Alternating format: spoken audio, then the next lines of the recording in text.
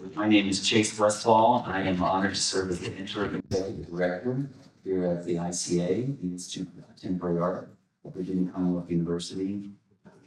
We are very grateful and excited for this opportunity to partner with and host an amazing organization, Initiatives of Change, an organization with whom we feel a really strong kinship, sense of shared mission in doing the essential cultural work in support of community transformation. And I had a chance to just chat with my new friend Ted here, and emphasizing the importance of that cultural work. That culture is where change is led, it's where it's fermented, it's where it grows from. We appreciate the recognition of initiatives of change, that Richmond is a place where that transformative work can happen, where important conversations can be held, where the necessary work is being done and can continue to be done in impactful ways. In the spirit of our sort of shared mission, we'll indulge me a quick plug. For any who may be new to the ICA, especially warm welcome to you. We hope that if you're based here in Richmond and aren't familiar, that you'll come back and get to know us.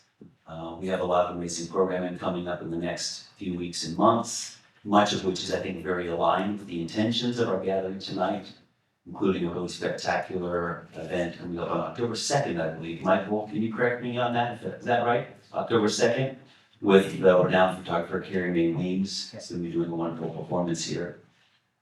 So a lot going on, and again, if you're in Richmond, follow us, check us out. We'd love to have you as part of our family here at the ICA. I want to quickly give a shout out to the members of our ICA team, Mimi Luce, Van Goodnow, and others who worked so hard to make tonight's event possible, to make it the success that it will be. I want to also recognize specifically Pearl Weiss Crawley of Initiatives of Change, all her really hard work, collaborative work in making tonight possible. And would like to, if we can, thank them and acknowledge them all for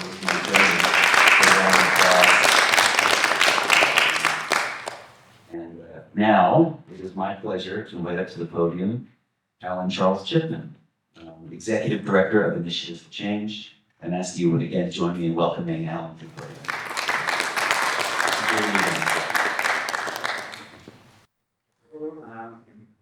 Thank you, everyone. Thank you, Brother Chase, a fellow Charles as well, as learned earlier, for being an early supporter. I see was an early supporter of Intersecting History Weekend, and so glad to have you all back in the fold. Before I get into more tonight, we do have interpretation available for people that need it from English to Spanish. And so I want to invite my friend up to just give details for anyone who may need that and what's available. Hello everybody, my name is Joanne Torres. I'm going to be one of your Spanish interpreters for this evening, and I am with the Virginia Language Justice Collective, and we want to take a moment to recognize that Initiatives of Change cares about language justice. That's why we are here. And for interpretation to work, we just have a few guidelines just to make this space accessible for everybody. So if for speakers, we just ask if you speak at a moderate, high volume and moderate pace, just so we can keep up with the pace. As for interpretation, we may step outside of the booth in case you are speaking a little bit quickly and you cannot keep up. We'll make this fine, just asking you to slow down. That might not happen. We also are going to be streaming on Zoom. And so for people who are connected on Zoom, the interpretation feature has been activated. If you are on a computer, you should see the icon of a globe in the bottom of your screen. You click there. And on the menu, you just select language interpretation, then English or Spanish, whatever is your preference. And if you join from a phone, 3 dots at the bottom, language interpretation, and then channel preference, and then select done, just so it can be activated. I'm going to repeat this in Spanish just for our Spanish speakers. Si están conectándose a través de Zoom, ya la función de interpretación está activada. Si por favor seleccionan en el icono de un globo terráqueo que está abajo de su pantalla, seleccionan ahí, luego Language Interpretation o interpretación de idiomas, y luego su idioma de preferencia. Si está conectado desde un celular, pulse la pantalla y de los tres puntitos que les aparezca abajo en su pantalla, interpretación de idiomas o language interpretation, y luego su idioma de preferencia. Al final seleccionen listo, hasta para que se active la función. Pedimos nomás que hablen así un paso moderado, alto, claro, así para ayudar con la interpretación. If you have any questions, you can feel free to step outside to the registration tables and they'll communicate it. Si tienen preguntas, pueden comunicarse con la mesa de registro y ellos nos lo van a comunicar. Gracias, thank you. Thank you for helping us make language justice possible tonight. My name is Alan Shipman, the Executive Director of Initiative for Change USA. I'm happy to be gathered again for our 4th annual Intersecting History Museum Weekend as part of International Peace Week. Our theme this year is Us, a Belonging Beyond Borders. As you can see, it's a little bit of a play on USA. We see that there is a consistent siren song that calls us into the cycles of hate, of othering, and tonight and this week we are here to sing and to present to our community and to our nation a better song to sing, a song of solidarity. I've been studying a lot Dr. King and his specifically around his reactions to the Vietnam War, and a lot of times people have heard the phrase, "A threat to justice anywhere is a threat to justice," if you know, everywhere.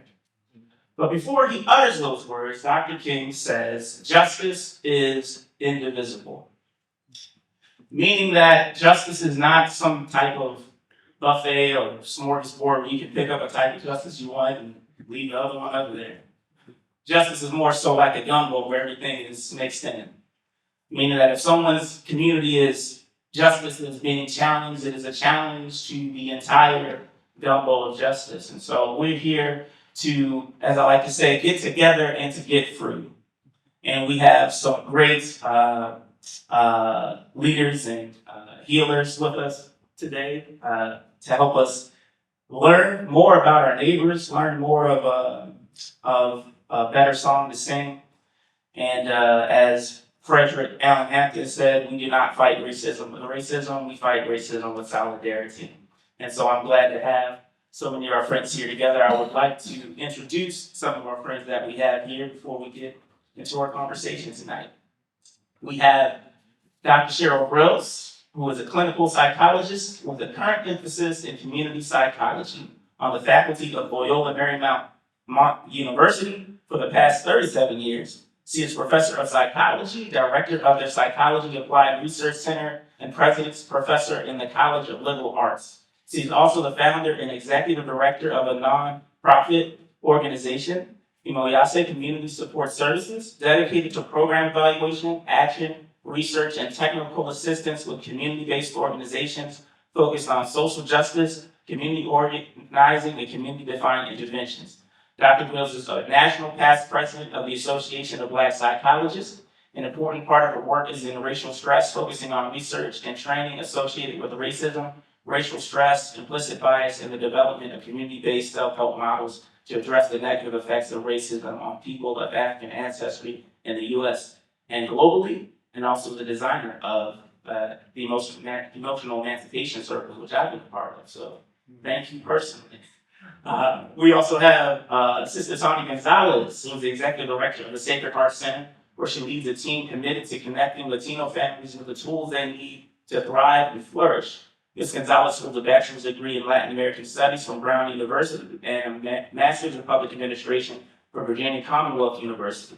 She grew up on the Texas-Mexican border and has lived in Richmond for approximately 30 years. She has almost 25 years experience in working with and for Richmond's Latino community, and was previously the recipient of the Otley Award, if I can say that correctly, given by the Mexican government to recognize individuals for their service to the Mexican community in the United States. In 2021, she was recognized as a VCU Alumni Top 10 Under 10 Award. In 2022, she was recognized as an Outstanding Woman in Nonprofit Leadership by the YWCA. In her free time, Ms. Gonzalez coordinates a dance group. Okay, at the Sacred Heart Center. That's the most important. Okay.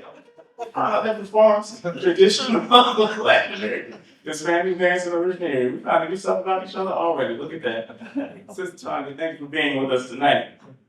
We also have brother Dr. Mike Karam is an award-winning peace activist. He is also the executive director of Initiatives of Change International, a global network of people of diverse cultures and backgrounds whose mission is to inspire, equip, and accompany change makers in the pursuit of a just and peaceful world. Imad was born in Gaza City, Palestine, where his parents and siblings currently live. Imad is also a trustee of the Balfour Project, a UK charity that aims to contribute to peace with justice, security, and equal rights for Palestinians and Israelis. And certainly last but not least, we have, as I like to say, brother Dr. David Anderson Hooker. He's the academic director of the Co-Scholars Program and the founder and principal narrator for Counter Stories Consulting. Counter Stories engages as a conversation and visioning partner with international, national, and local civil society organizations, religious groups, organization leaders, and social entrepreneurs to craft narratives of their preferred futures and align organizational structures and internal practices in furtherance of their constructed narratives. For almost 40 years, Dr. Hooker has served as mediator, restorative circle steward, facilitator, community builder, scholar, and advocate. Dr. Hooker's primary focus is in the role of narrative for the transformation of multi-party disputes and post-conflict community reconciliation, especially those conflicts where race, gender, class, religion, and other socially constructed variables significantly impact the disputed context. Dr. Hooker is the author of the Little Book of Transformative Community Conferencing, co-author of Transforming Historical Harms, and author of several chapters and articles considering the roles of narratives in identity formation and multi-generational trauma and restorative justice. Please put your hands together and welcome her.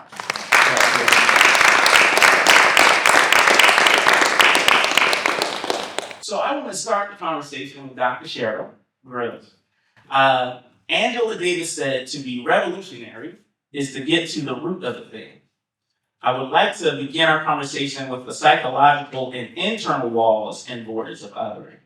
As a psychologist, what in your work do you see as the root of these barriers to viewing the full humanity of the other?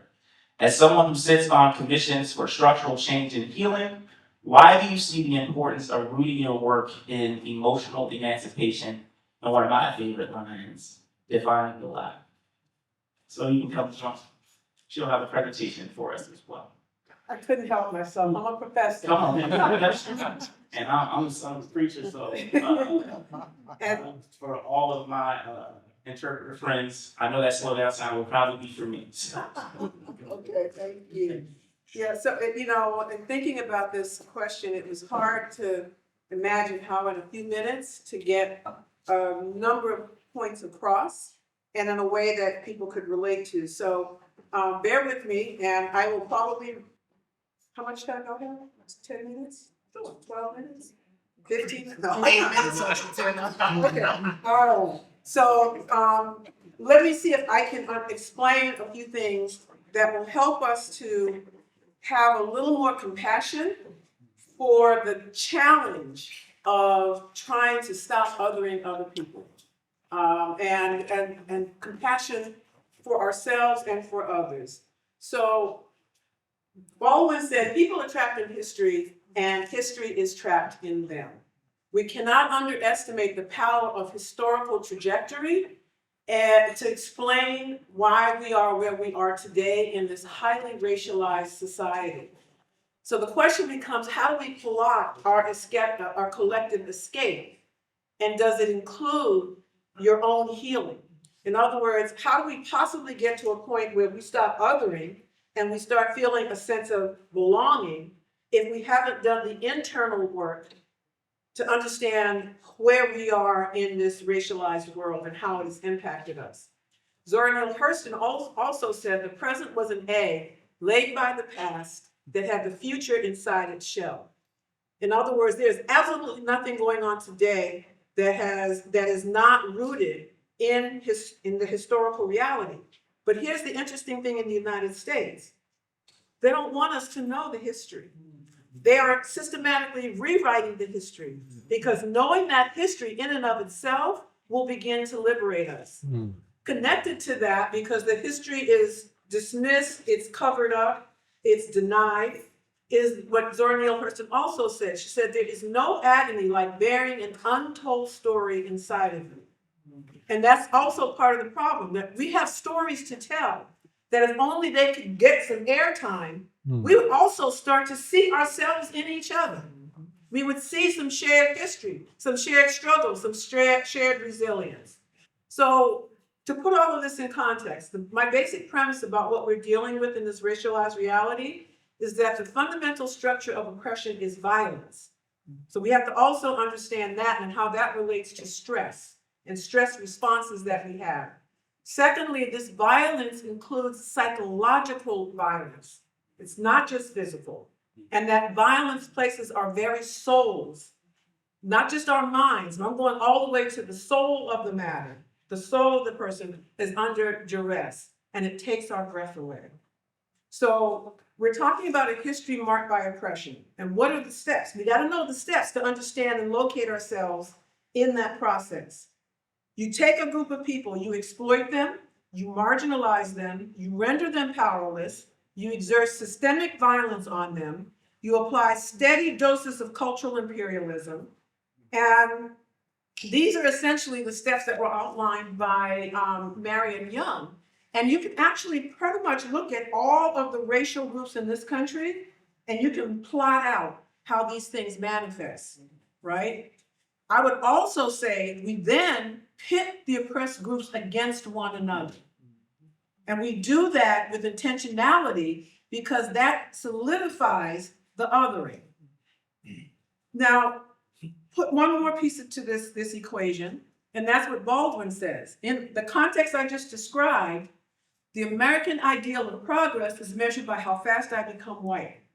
And so the racialized oppressed groups now not only are trying to deal with their own oppression, they're also trying to get to as white adjacent as possible. Nobody wants to be where Black folks are. Everybody wants to be as close to white as possible. And that further entrenches the othering process. So it's a deadly mindset that affects everyone's perception of people of color, right? In this white adjacent world, the perceived benefits of white proximity are upheld. Black folks are on the bottom, white folks are on the top.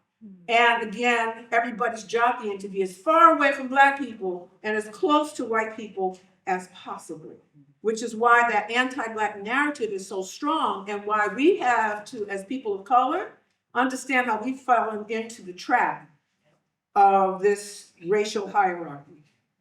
So some of us in this process will internalize things like racism, adding to the cognitive dissonance that we have. We internalize the negative stereotypes. We deny our authentic identity. We try to act like we are something other than what we are. We deny being oppressed. And then we have to struggle with intra-group fragmentation, conflict, discrimination. And that just further buries us under the weight of all of the things that we are trying to discern and understand. And so we come to all of this under immense threat and racial stress, cultural, economic, environmental, etc. So you've seen the movie Get Out, if not, it's worth a look see.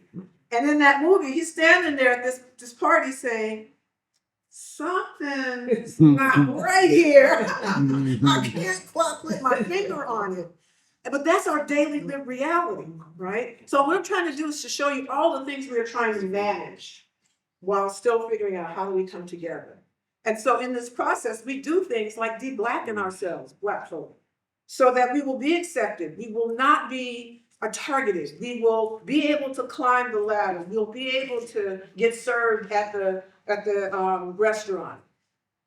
But what we're dealing with is sources of stress that are invariably linked to the struggle for an empowered existence in a society infused with assumptions of our inferiority and intolerance of difference. And so now that's the foundation. Now let me add some more psychology to it. Under racism's smoke and mirrors, perception gets challenging. How many legs does this elephant have? In sensation and perception, which I'll be teaching next week in my class, right? What we have is the impact of illusion that modifies our perception, that then has us fighting with each other Because I'm seeing 4 legs, I'm seeing 8 legs, and what you're all dealing with is the extent to which you can catch the illusion or not, right? Which of these 2 girls is bigger? The one on the left or the one on the right? Which one looks bigger? Let me make it easier for you. The one on the right. The truth is, they're both exactly the same height, but if I alter the background, then what your perception is going to do is trick you into thinking one is bigger than the other. Enter the world of Black children, whose size is magnified, whose innocence as children is obliterated, right? So perception is tricky, and that interferes with our ability to see each other. Is it half full or half empty? Is it 4 or 3? Depends on what angle you're looking at it, right? At the end of the day, your perception of me is actually a reflection of you. So I have had a lot of fun with that when I start listening to folks start talking racial stuff. And then I'm like, you're really telling me a lot about yourself. More than you're explaining race or racism to me, right? And there's so many concepts I don't have time to go into. These are all things that your brain is doing on automatic pilot that makes it difficult for you to see me, and actually makes it difficult for you to see yourself. So we're talking about there's a mindset that gets put in place, an ideology, a brain that is hell-bent on being efficient and using past experience. And that gets in our way of actually being able to connect with one another. And so this is a complicated looking slide, and I want to get through this quickly because I'm going to end with showing you a quick video clip, right? So at the end of the day, we are animals. We seem to forget that. We're not much different than lions, tigers, and bears in terms of our wiring when it comes to dealing with issues of stress. And what we know is that in terms of human behavior and psychology, when I see somebody who's a different race from me, a different gender from me, perhaps a different body size from me, that invokes a reaction that is automatic in your brain that signals not, oh, isn't that interesting? Someone's different. No, it's not how we're wired anymore. It's danger, Will Robinson, danger, right? And again, it's happening at split second speed. So what this is showing is that what happens when white people see Black people, and in terms of the activity of a particular brain functioning, and that is automatic. And what it shows you, it's counterintuitive. It's what happens with P200. It's counterintuitive. The higher you are on the graph, that actually is better. So when white people see Black people, their P200 gets activated and they see danger. When Black people see white people, the same thing happens. Danger. And what ends up is what's going on is we have had 400 plus years of teaching each other that you're dangerous. Black folk, we have a lot of examples about why white folks were dangerous. You killed us. You enslaved us, right? I mean, it is what it is. And we had generations of that kind of treatment that just morphs and mutates over time. It's not like the dynamics ever went away. They just different now. And so when I see someone white, it's activating things in my brain for survival. White folks have been taught that Black people are dangerous. And in fact, for some white folks, Black people were dangerous because we were trying to get off the plantation, right? We didn't want to be there. We resisted. And so that led to violence at times. But guess what? It's not just white and Black folk. When Latinos see Black people, when Indigenous folks see Latinos, when Asian Americans see, all of us are dealing with this automatic brain processing that signals danger and puts us in a stress response.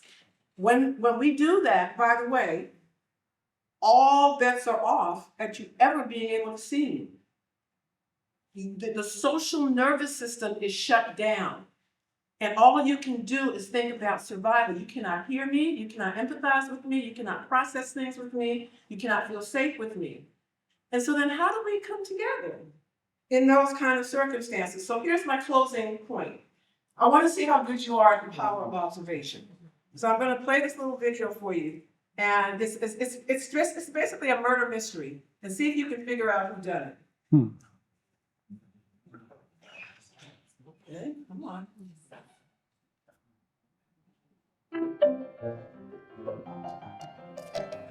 Clearly, somebody in this room murdered Lord Smythe, who, at precisely 3:34 this afternoon, was brutally bludgeoned to death with a blunt instrument. I want each of you to tell me your whereabouts at precisely the time that this dastardly deed took place.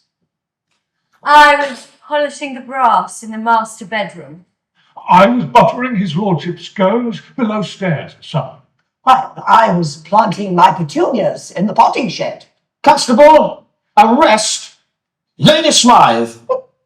But how did you know? Madam, as any horticulturist will tell you, one does not plant petunias until May is out. Take her away. It's just a matter of observation.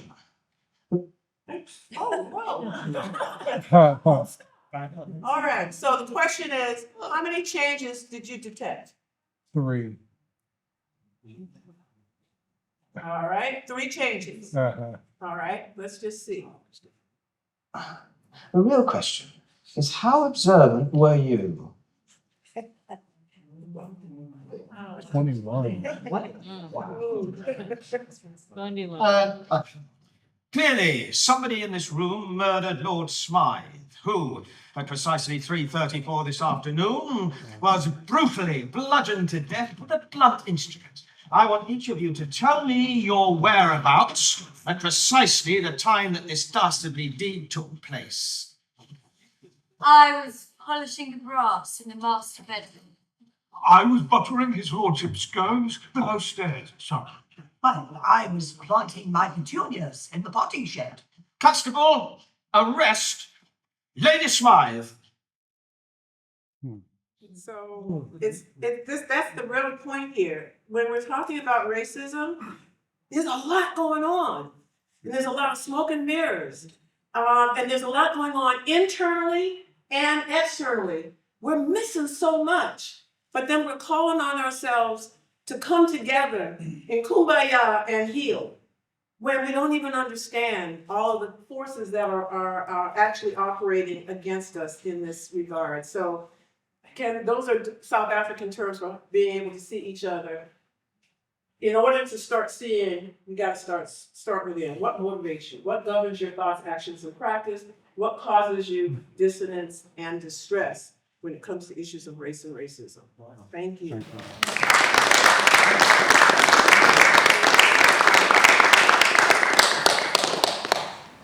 Let the church say amen. Amen. This is this made me think a lot about perception versus proximity, and really hatred can happen a lot in the absence of actually being in fellowship or knowing people. I would like to ask the question to Sister Tanya. You and your work at the Sacred Heart Center is truly a pillar of support and belonging for our Latino neighbors in Richmond. There's been a concentrated effort to dehumanize and other our Latino neighbors, especially migrant communities. How do you see these harmful narratives and quote unquote perceptions impact the communities you serve? And what do you wish people understood about the communities that you serve beyond the narratives?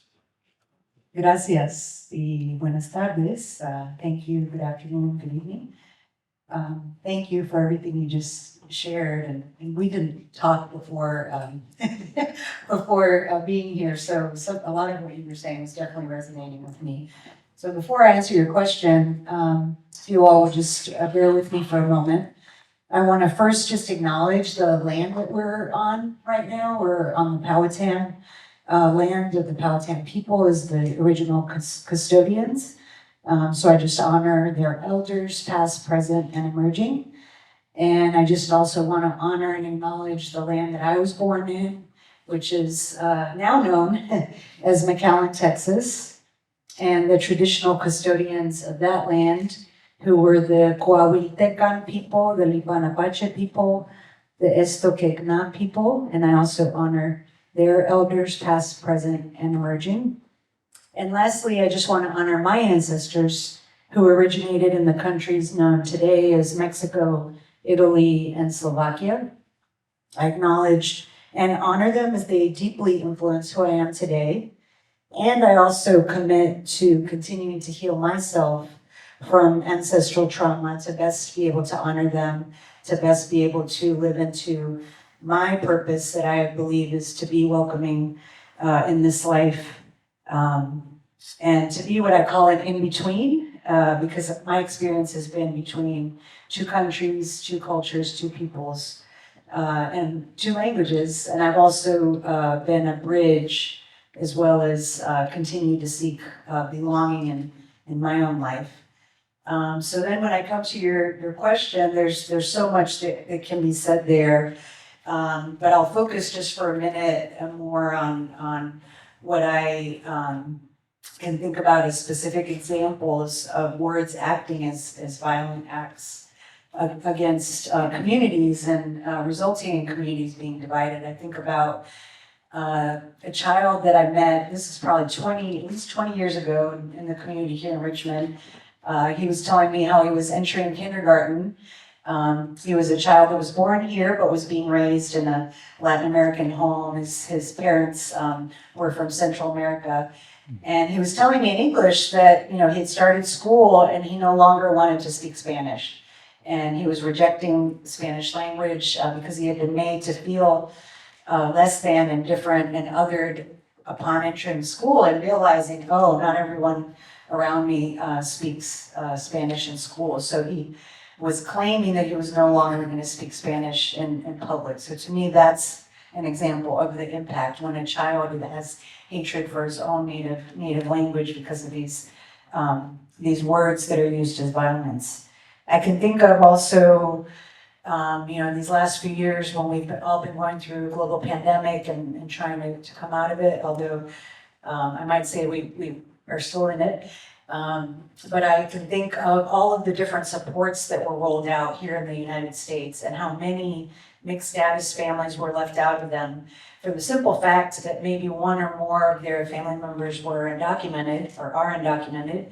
And regardless of if there were US citizen spouses, children in the home, the entire family was left out of many supports, financial and otherwise, during the pandemic. Because of these division, and in this case, because of a piece of paper that divided the families. I can think of other children that I've met over the years that have shame about the work that their parents do because they migrated here and are either in the fields picking the vegetables and fruit that we eat, or they're constructing our bridges that eventually may collapse, or our roads, or our buildings. Courthouses that end up getting ice raids, and the children carry that shame even though their parents are building this country. And so many other examples that I can think of just through my experience and the work that I've done over these decades. And when we think about the issue of migration, I mean, that we could talk about for hours. There's so many push-pull factors. But when I think about then the second part of your question, Alan, about what I wish people knew. So I'll start with Sacred Heart Center. If you are local, we're just across the river. We're a community center located in Manchester, which is not a Latino neighborhood. I will acknowledge that as well. Most of our community comes in from other parts of South Richmond or the counties, the surrounding counties, to come to a space where they feel like they belong. And that's really a large part of how we do our work, to create that safe space for people to come in. And so many times I hear people give their testimonies and say, when I arrived to Sacred Heart, I felt like I was home again. And so that's a very key aspect of the work that we're doing there, of the community that we're building there. And it is very diverse, many different Latin American countries, and then also just many other individuals and supporters, whether they're volunteers or people from other parts of the world that are in our programs, that are building that community.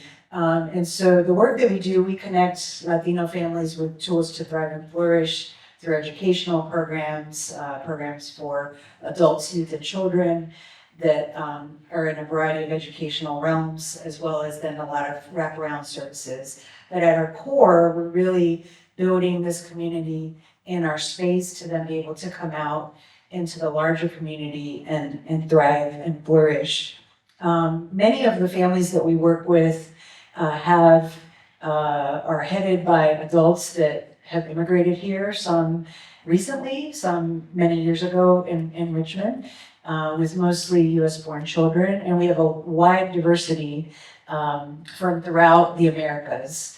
And so it's not just, we're not a monolith. We have people that are here from Mexico, Central America, South America, the Caribbean, really almost every Latin American country are here in Richmond.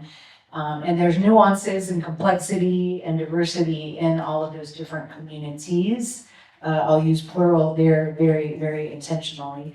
And people are building roots here. My family moved here to this area in 1990, and at that time, there were very few people that identified as Hispanic, Latino, Latinx, Latine, and that could be a whole class in and of itself that we won't do tonight, but they're labels, right? And we are in this racialized society, so we do want to use the labels and acknowledge them, but at the same time, they are labels and there's limits to them. So there's a lot of diversity within this population in this area, multiple countries of origin, multiple languages. Yes, maybe Spanish is the primary, but we have quite a number of indigenous communities that are from Latin America.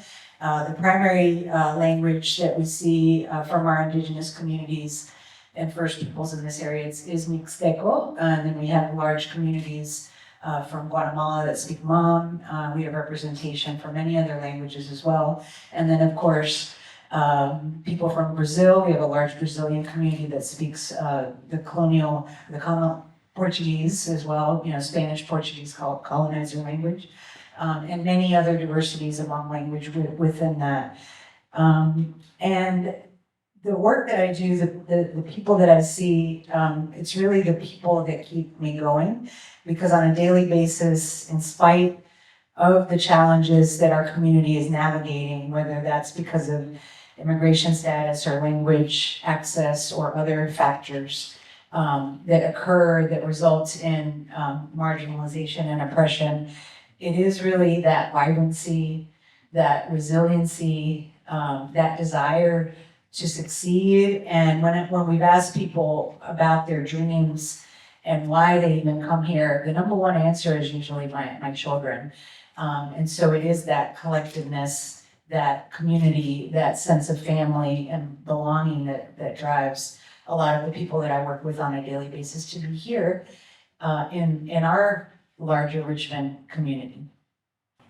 I have a question which I think ties in well a lot with what you were saying and what Dr. Cheryl was presenting as well, especially with the last clip around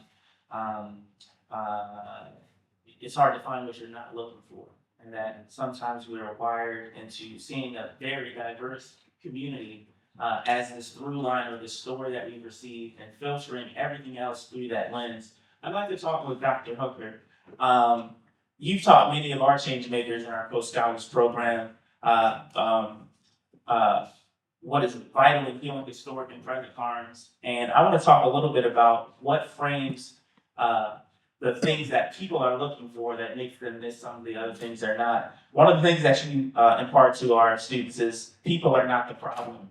The problem is the problem. Will you expound on that more, and where do you see the role of narrative and story playing a role in who we consider us versus them?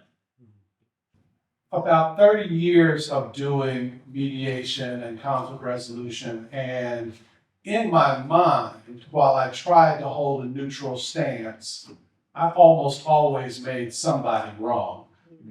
Like they are being problematic, and my work is to help them to shift to be better people, right? To be a better corporation, to be a better citizen. And I recognized that I was not just failing them, but failing each other, or allowing them to fail each other by making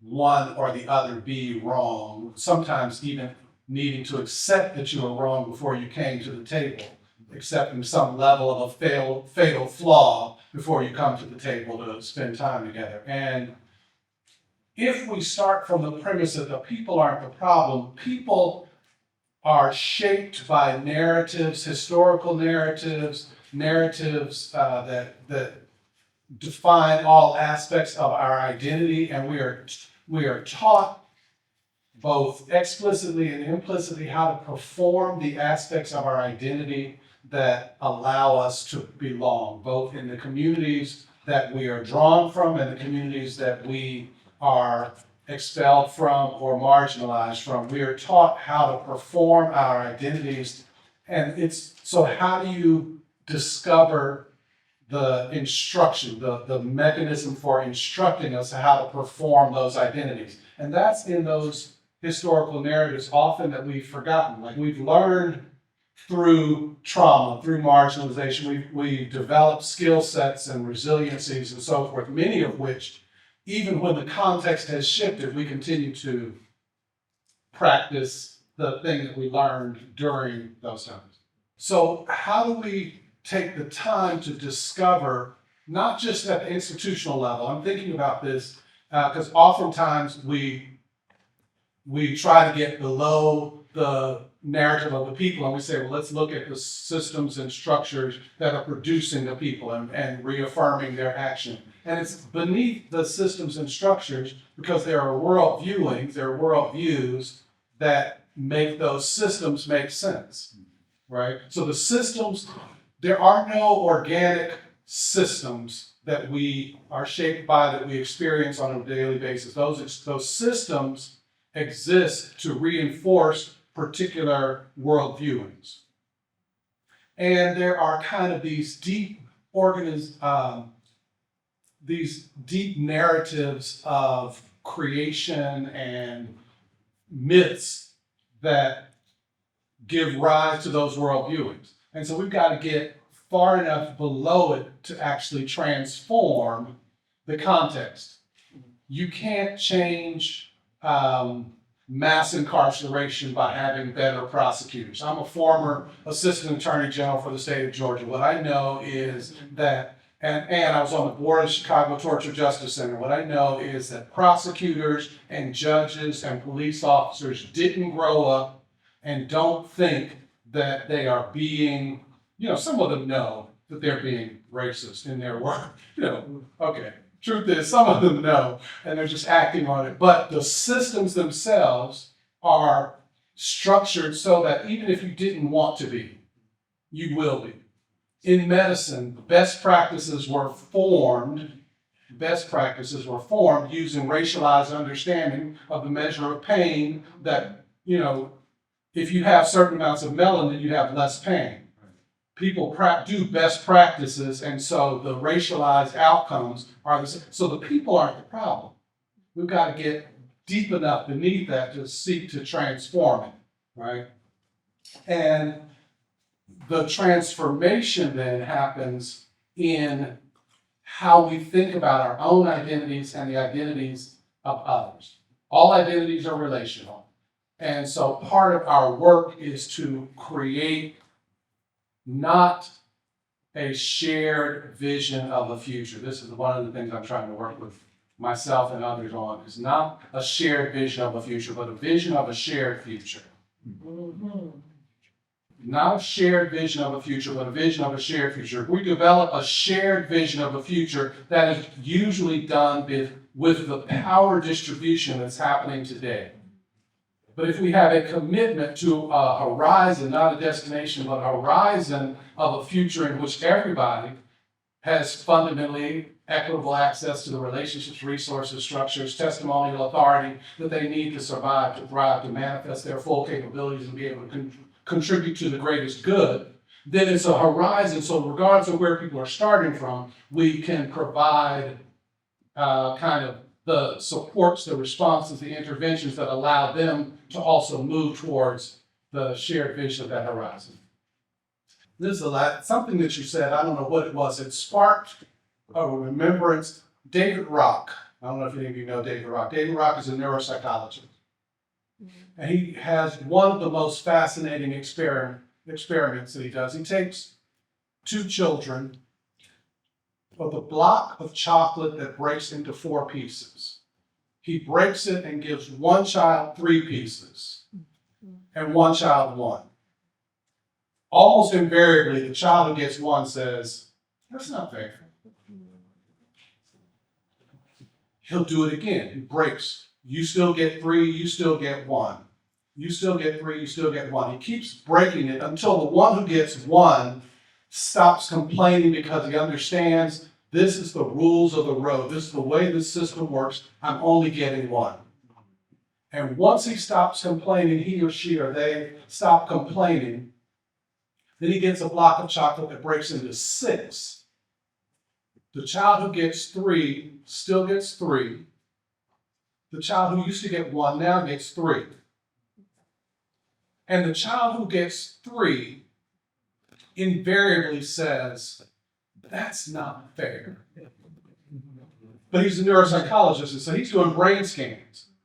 And what he notices is it's not quite as bright, but the same places in the brain that would light up when you see yourself driving off a cliff or you have a knife to your throat or a gun to your head, the life-threatening portions are the portions of the brain that light up when there's equitable distribution. What it is to say that equality for many will be experienced as life-threatening because of the way the systems have been set up. And so we have work to do to create the kind of liminal identities that allow us to recognize ourselves in one another without necessarily creating the sense of a life, that equity or equality becomes life-threatening, because when it's life-threatening, people act in ways that their lives are threatened, and we're seeing a lot of that right now. Yeah. Yeah, I'd like to go to Brother Ahmad, who also works in story as a filmmaker as well. One of the things that's really important for us, we in Institute of Change does a lot of work with Dr. Gail Christopher in the Truth, Racial Healing, and Transformation work, and she talks about the importance of jettisoning a false hierarchy of human value. And I think, to your point, Dr. David, there's a lot of work we have to do to prepare our spirits for what a shared future actually looks like. I would like to talk with Brother Ahmad because when we talk about the differentiation of human value, I think it is on full display in the response or lack thereof to Israel's ongoing massacre of the Palestinian people, especially in Gaza following the tragic attacks of October 7th.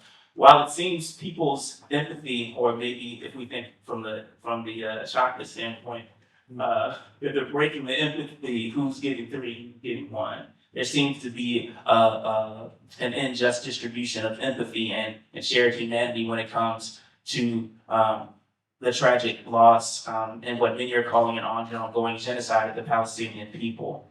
I would like to talk to Brother Ahmad personally. How has this silence and even suppression and censoring of the Palestinian experience impact you and your family in Gaza? And what do you wish people understood about your Palestinian community? How much time do we have? We'll give you all the bits of chocolate that you need Let me start by saying thank you, Alan, and thanks to Initiatives of Change USA for organizing, and to ICA for hosting us. I'm honored to be with this esteemed panel. I realize this is somewhat different, but it's really, it's also the same in terms of the issues we're addressing. I'm just going to start by saying how struck I was by your sentence that equality is life-threatening. Mm-hmm. That's to one party, but to the others, life-saving. Mm-hmm. So let me, I will be brief, and if there's time later, maybe you can follow up and come back. But let me start by sharing some of the background to the current nightmare in the Middle East. And I come from Britain. I mean, I was born in Gaza and lived my first part of my life in Gaza where my family is. And about 70 have died so far, and the suffering continues.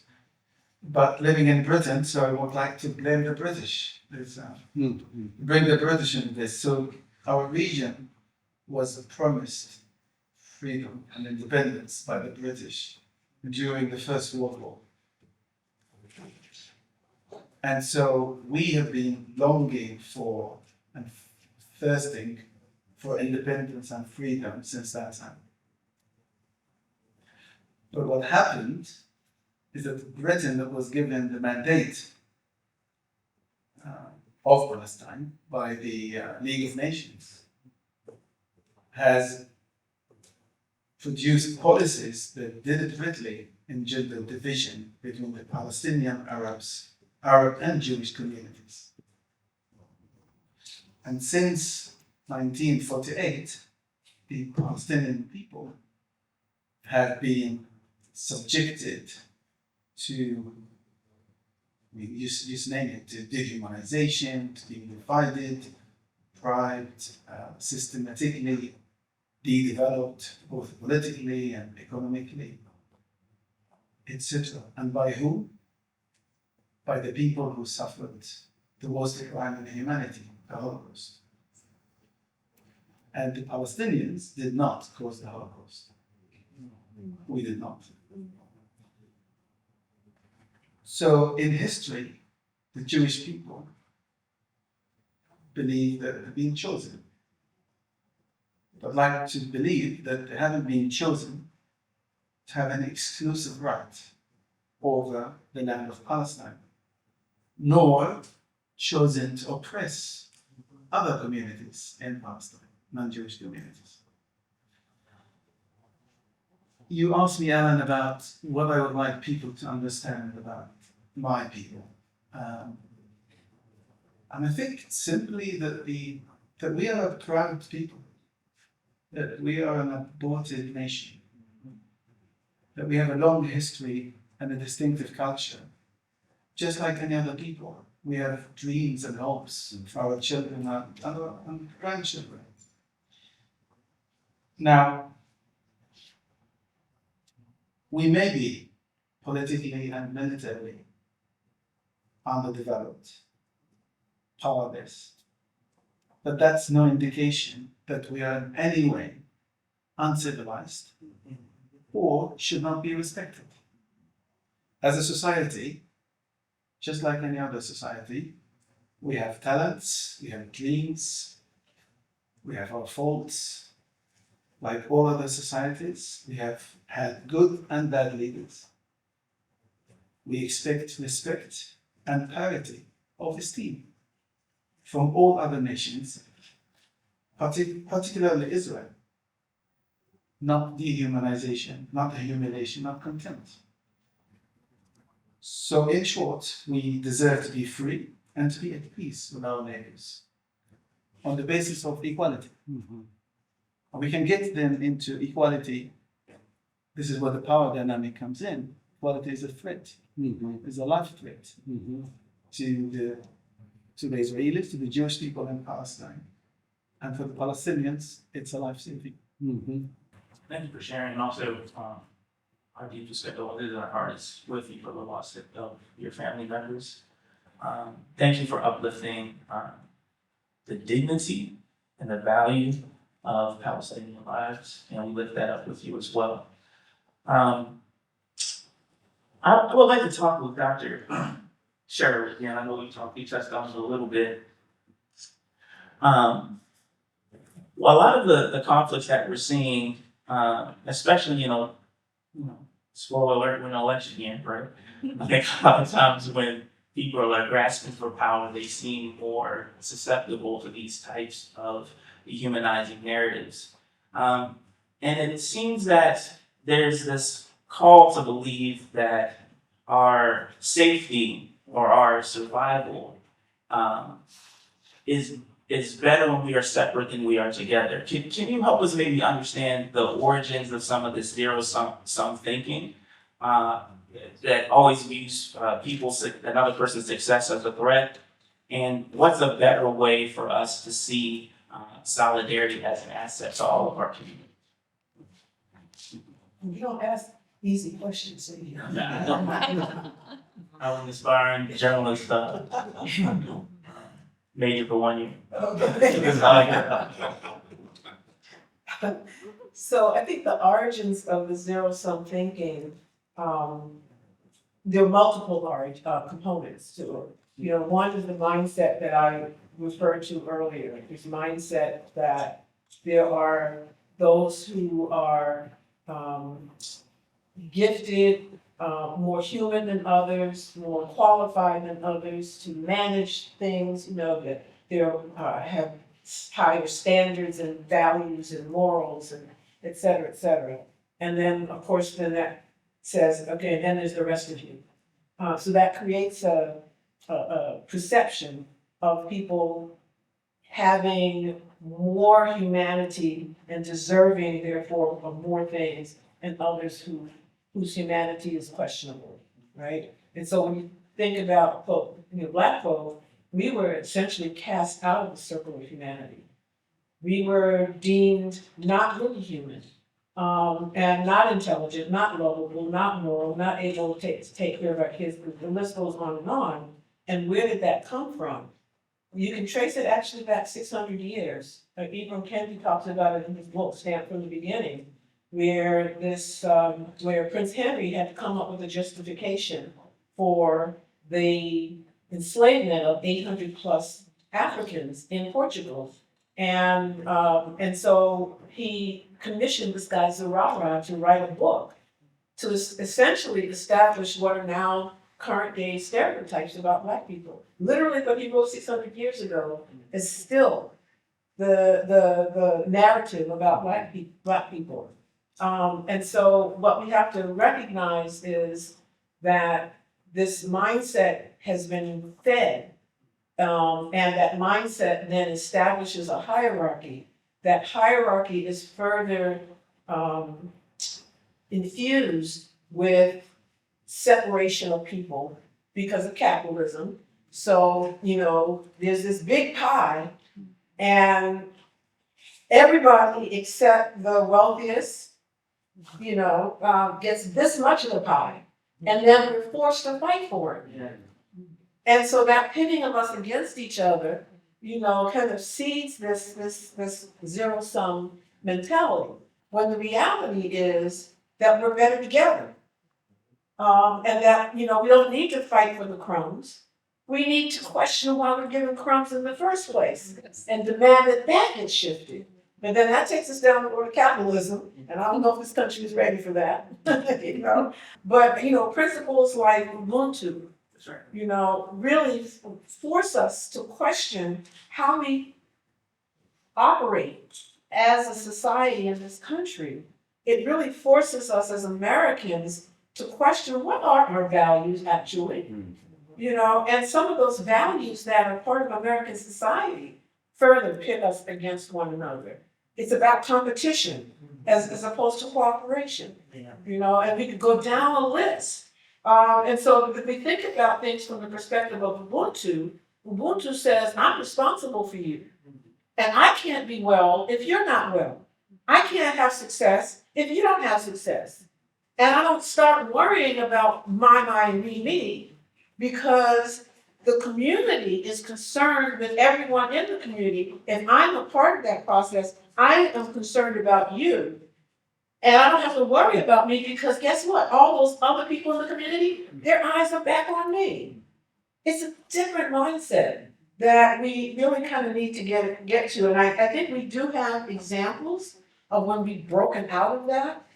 And one concrete example for me is the work of reparations. And so, you know, I was on the California Reparations Task Force. That was one of the most traumatic experiences in my life. for multiple reasons, but it was also an opportunity to see some of the greatest, most beautiful examples of allyship and cross-race solidarity. So what many people don't know is that in terms of the Japanese reparations effort, it was Black folk that stood up and took a stand and said, they deserve it, we demand that they get it. It was the Congressional Black Caucus members that really set the stage for that to unfold. Well, the Japanese American community never forgot that. And so when we took to doing our reparations work in California, it actually put Black folk to shame, Black national organizations to shame, because we had more Japanese American organizations and leaders and action-oriented collectives coming to our aid. They signed on to the endorsement of reparations for Black folk in numbers larger than Black organizations, right? And it's because they saw Ubuntu. And they knew that when they needed it, we were there. And they said, it's your turn now. And I've seen it also with the Jewish American community in Southern California in particular, who were hosting meeting after meeting after meeting. Tell us what we need to know. How can we be of help? Where can we, sign up to do X, Y, and Z? So we have it in us.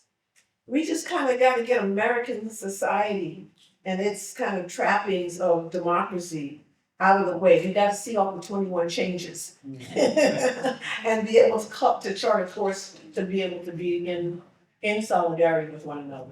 When you talk about capitalism, I always tell people capitalism, it runs on 2 AA batteries, right? It's like exploitation and destruction of competition. But that framing of being competitive and viewing through that frame, I got 1 shot and I got 3 versus how much chocolate y'all got back there and why are we in this one, right? It reminds me a lot of Toni Morrison's quote about racism being a distraction from your work. And I began thinking how racism is also and dehumanization is also a distraction from our collective work of what we can achieve together. I'd like to ask Sister Tanya, because I think it's important for us to write, and I thank you for lifting up those examples of solidarity with our Jewish American brothers, sisters, and siblings in our Japanese American family as well. Sister Tanya, what is the beauty of some of the collective work that you have seen in your life and in your work at Sacred Heart Center? What are some? Yeah, thank you.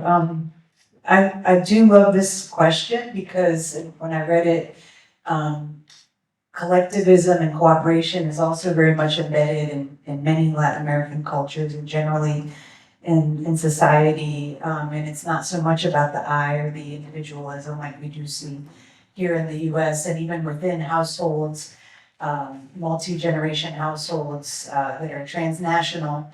Here, sometimes we see the tensions within that when the children are more quote unquote Americanized, although that word is, we need a United Statesian word, I always say, because it's all of the Americans, but all of the Americas.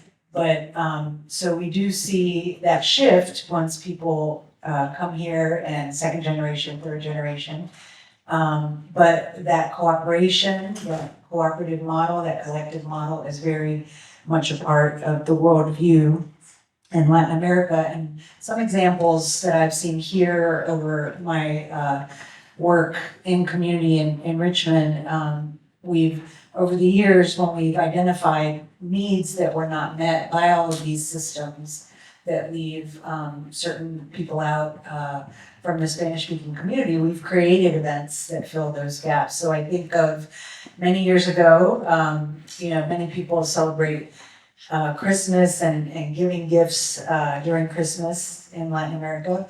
And there's several programs that do Christmas assistance in this area. And one in particular, this is going back maybe 20 years now, began requiring documentation for children to receive presents.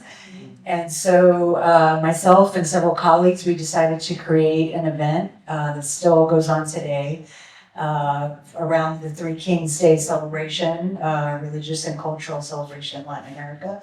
And it was very intentional to create this event and to say any child, no matter their language, their documentation, where they're from, can come and receive a gift. So it was quite a simple concept, but it was a response to this, again, this othering. So there's other events and services and programs that I could point to that we've created over the years that fill those gaps. When the systems fail or when they are oppressing people, this particular community and even some of the work that we do at Sacred Heart Center, we have created these systems outside of the mainstream or the dominant system. And it's not easy and it's not perfect, but it is this concept of mutual aid that you sometimes hear, the description in English, but that is a concept that, many indigenous communities are the originators of that concept. A lot of what you were just sharing resonates very, very deeply there. When I look at Sacred Heart as well, and here I'm including our center that I have the honor of leading, and then also our church community, there's a lot of work that happens there with the thought of empowering the community itself to then turn around and lead, whether it's lead the campus and the facilities and the way things are operating there, the celebrations that occur there, leading in leadership roles in both the church and the center, and then being out in the community, larger community here in Richmond as well. In your question, I heard you ask about beautiful moments, so I just want to share a couple that for me have been super, super special over the years. And things like a person working so hard to get any kind of a certification as an adult that has immigrated here, that has a family that's working, that may be experiencing language barriers, documentation barriers, cultural barriers.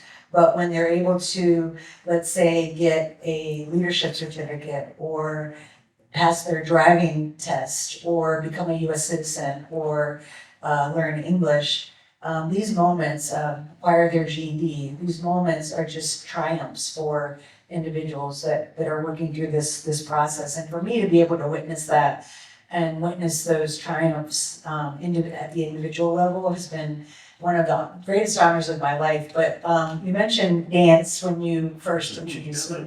And so I will share, for me, one of the most beautiful things when just doing this work is now being able to transmit the dance that I learned as a child on the Texas-Mexican border, the dance of my ancestors on my Mexican side, to not only one generation, but now 2 generations, because I've been teaching dance here in Richmond for over 20 years. So currently I'm actually teaching the daughter of one of my first students. And so being a part of their journey is beauty for me and keeps me going. But it also speaks to, and I said this before, just the roots that people are building here. And yes, it is possible to love 2 countries or multiple countries at the same time. And so we have families that do have roots back home. They're still building homes back home. They're still building schools and communities, even running for elected offices back home. But they're also building roots here. And I think a lot of times our narrative here, our dominant narrative here, can't understand that, or we have to, again, those borders, we feel like we have to have allegiance to just one place. Well, I'm here to tell you, you can love multiple places, regardless of borders. And that's what really the spirit we had around Belonging Beyond Borders. And as you were speaking about such these beautiful moments of just this collective healing, I also was thinking what you said, Dr. Cheryl, around capitalism, and also there's almost a price tag that's put on solidarity. We're almost incentivized against coming together.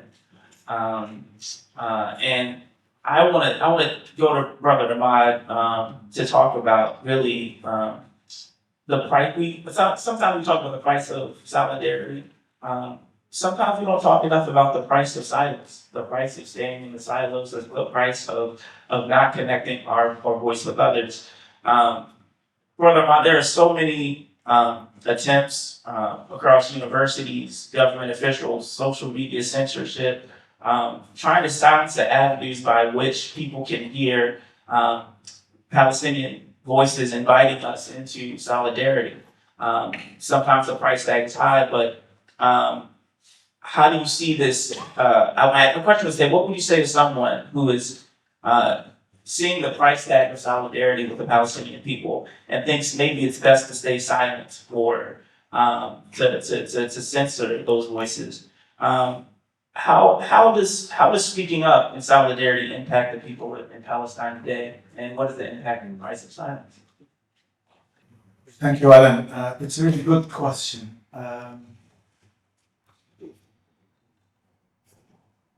So I'd like to say before I get into the answer directly that acknowledge that the Palestine and the suffering of the Palestinian people, which has gone on and on and on for 76 years or how many years it's been, has received a lot of solidarity. Globally speaking, there's a lot of support for the Palestinian people at the people's level, but it hasn't transformed into change in policy where policy makes a difference. And as you were asking the question, Alan, I was thinking about how did the Berlin Wall collapse? And it could collapse when more people knocked it down or came together and knocked it down. So we've got a wall here, and we need more voices and more courageous people to come into that space. My wish is for us not to be selective in choosing Palestine, but it's because we're principled people and we fight against injustice where we see it. Not just because we have a feeling, or have a friend, or we have a political worldview that takes us towards Palestine.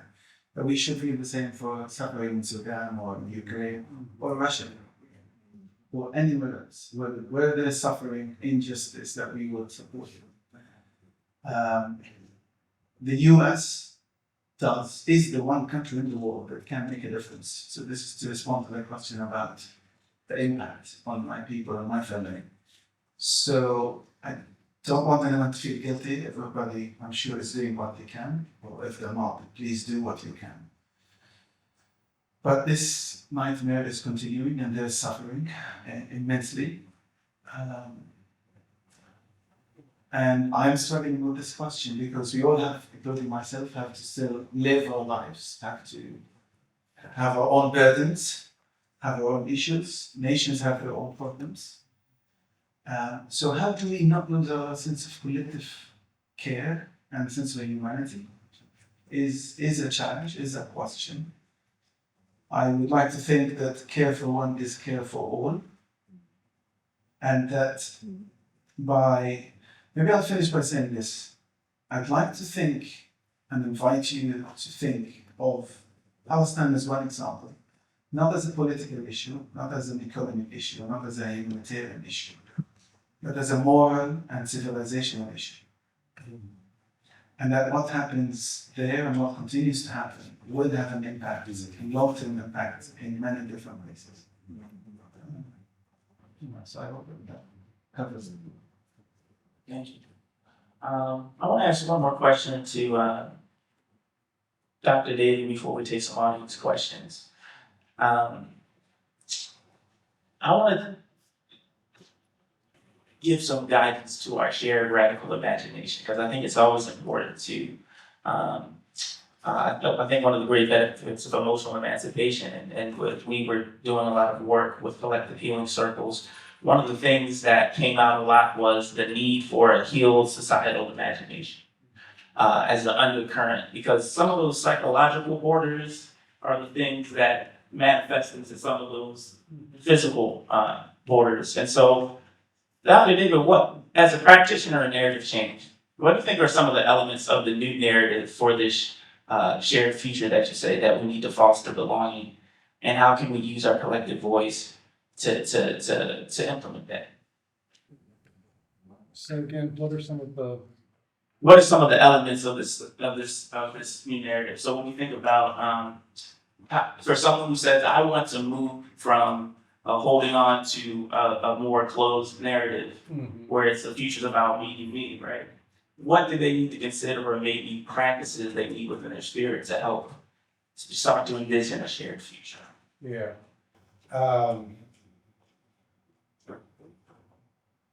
Humanity 3.0 is showing up, right?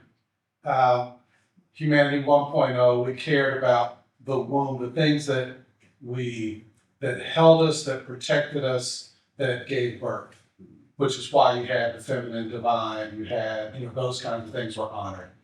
Once you started getting barns and silos and monocultural production, then you shifted to a male energy that was about accumulation, and then status was determined by who accumulated the most, right?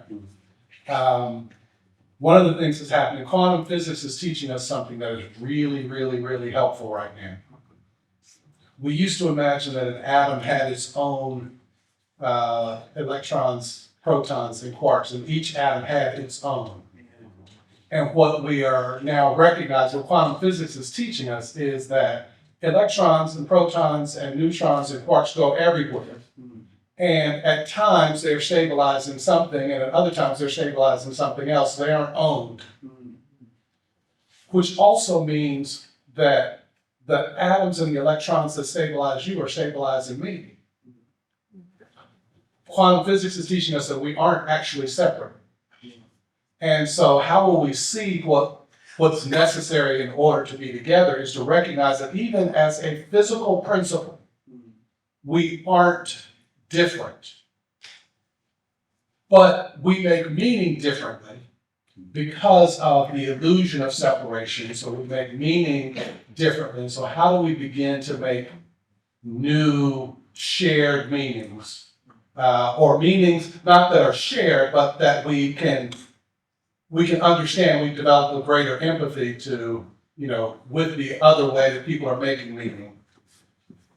But because there's so much trauma in history, history is not going to help us to figure out the horizon for a future. It's important to know it, to appreciate it, and to recognize that the traumas that created those identities and the traumas that created the ideas that continue to pass through are important. They shape our current experience. But we have to develop, kind of the practice of a radical imagination of a future where if the seed of pain exists, so does the seed of greatness, the seed of possibility, the seed of a shared triumph. And so how do we practice that together? One of the greatest ways to practice it together is to spend time with people that you don't like.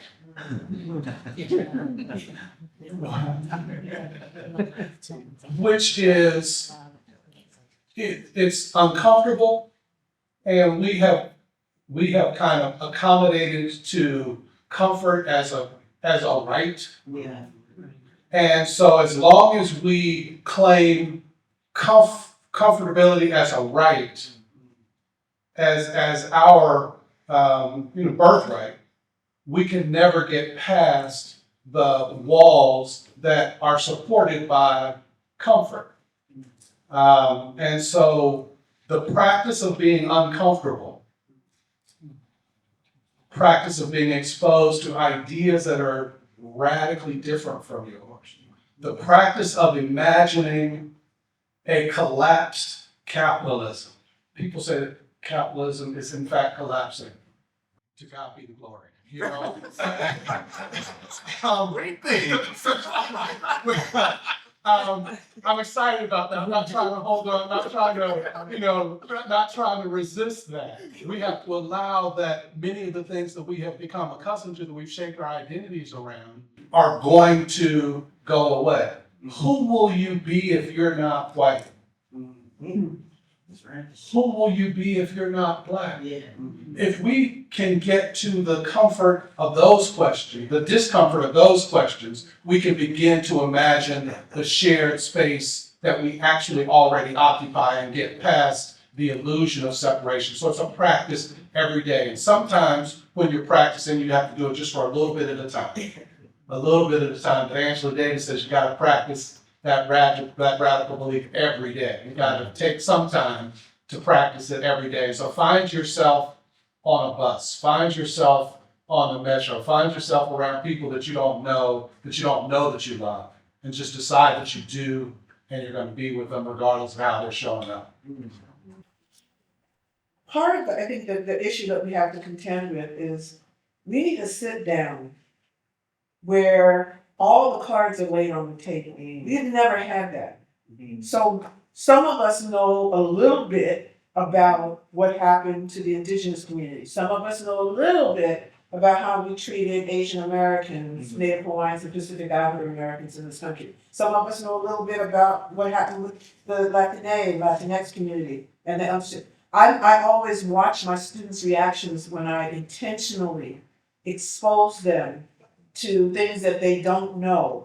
They don't know, right? And so part of the issue is this knowing the content, but then the feelings associated with why do I not know that content? Yeah. And what is that all about? And how is that still operating? I think, so this whole assault on history is not happening accidentally. It's happening because we were in a moment when the covers were being pulled back.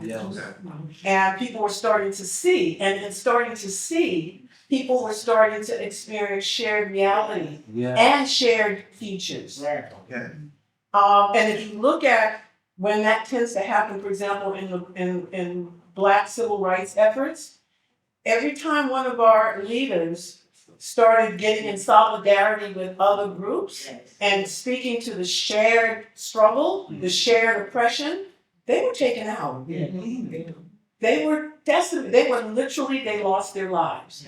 So I think that part of what the work we have to do is to set a table of shared understanding and knowledge, and then use that to recognize that we are in fact not only connected to each other, we are each other's medicine, as they say in Senegal.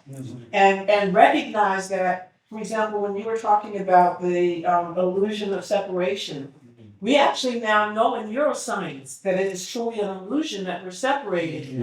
That I can walk in a room and literally my mood state can communicate to the nerve cells in your brain. And you were happy-go-lucky, and I don't have to say a word to you, and I can bring you down. I can bring your emotional state down. I can shift your energy. The other thing that people don't realize is that we are literally walking energy. Right? That the way our brain operates is electrical and chemical. And we exude an energy so that we are constantly impacting each other. So if we became more mindful of that, and we started intentionally using that for the purpose of that consciousness raising and that healing, and we do it in a way where there's not an identifiable leader that can be taken out and totally undermine the trajectory of change, then I think we'll be on to something. And we all have blood on our hands, by the way. Yes. That's another thing we're gonna have to deal with, that, when we talk about coming together across racial groups, every group has something to hold their head down and say, I'm sorry. And so we stop trying to act like we have to all be perfect, and that none of us has not made mistakes as a group. We can get past that and say, but where are we at now? And how are we going to get to that what was it, the shared future? We can get there, but we can't do it by shaming each other, and we can't do it by one-upping each other in the oppression Olympics, and we can't do it in terms of having unrealistic expectations of one another. So hurt people, right?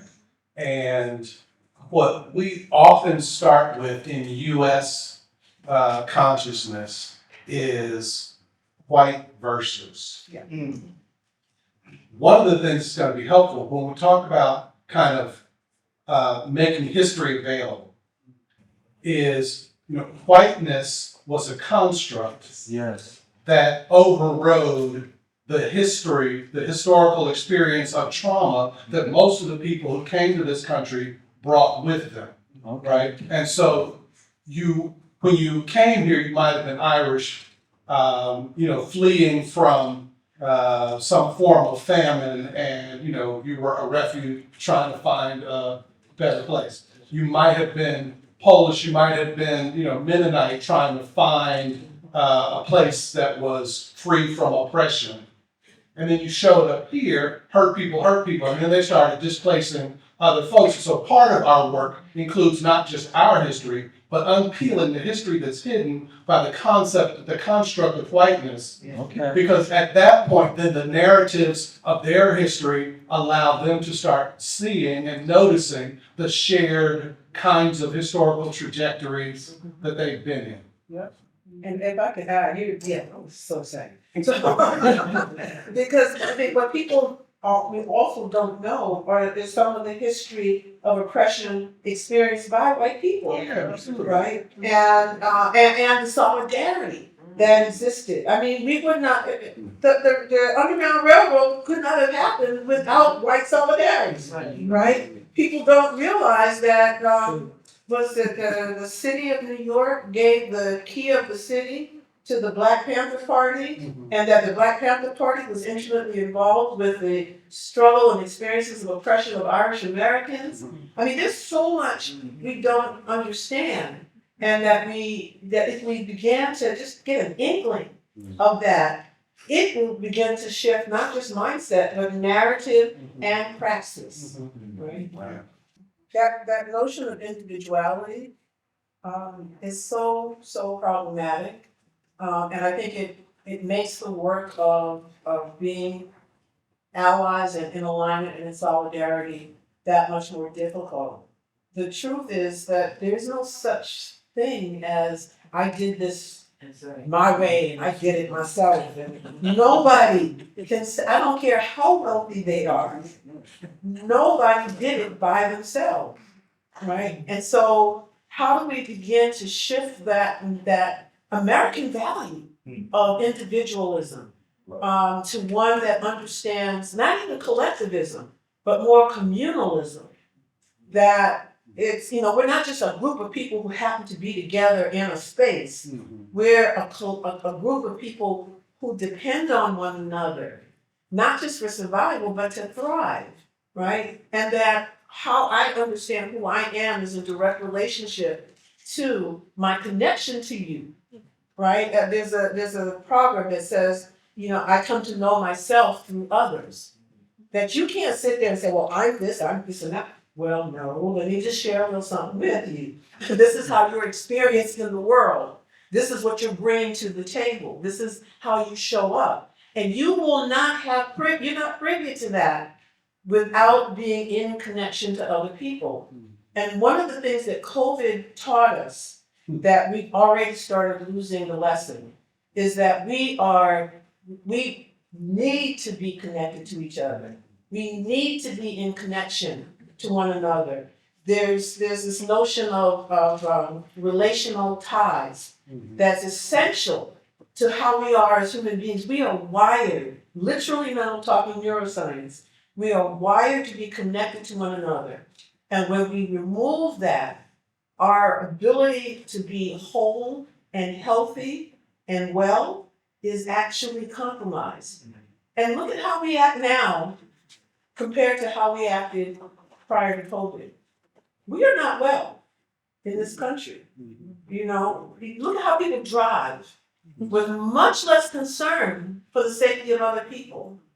And that's just like an easy, surface example of the fact that we pay a price when we don't spend the time to make sure we have quality relationships with other people. And that when we take the time to do that, and when we assess who we are based on our relationships to others, we begin to see a different kind of society, a different set of communities. It's kind of like what William Glasser talked about in choice theory and reality therapy. He said that you can basically tell whether or not a community is a healthy community or not He says, if one child in the community, in the neighborhood, is struggling, the entire community drops everything and rallies to the support of that child. That's a healthy community.